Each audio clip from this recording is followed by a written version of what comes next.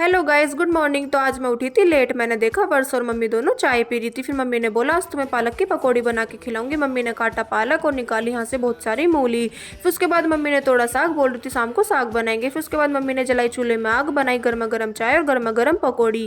फिर मैंने सबसे पहले चढ़ाई देवताओं पर और उसके बाद खाई मैंने। फिर उसके बाद मम्मी ने बनाई गर्मा गर्म रोटी और गर्मा गर्म पकौड़ी की सब्जी, जो मैंने फर्स्ट टाइम खाई थी। फिर उसके बाद मैंने मांजे बहुत सारे बर्तन।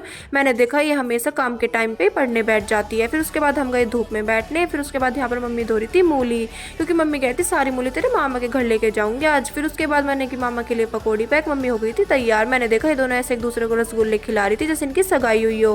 फिर यहाँ पर मेरी बहन मुझसे बोल रही थी आकर कि मुझे भी तो व्लॉग मिले, मैं भी तो फेमस होना चाहती हूँ। मैंने देखा यहाँ पर तो एक बहुत बड़ा स्विमिंग पूल बना है, अगर आप लोगों को भी आना है तो आ जाना। फिर उसके बाद मैंने सोचा बाहर किसी की लड़ाई हो रही, मैं भाग के देख के आई तो यहाँ पर तो मेरी मम्मी औरतों से बातें कर रही थी।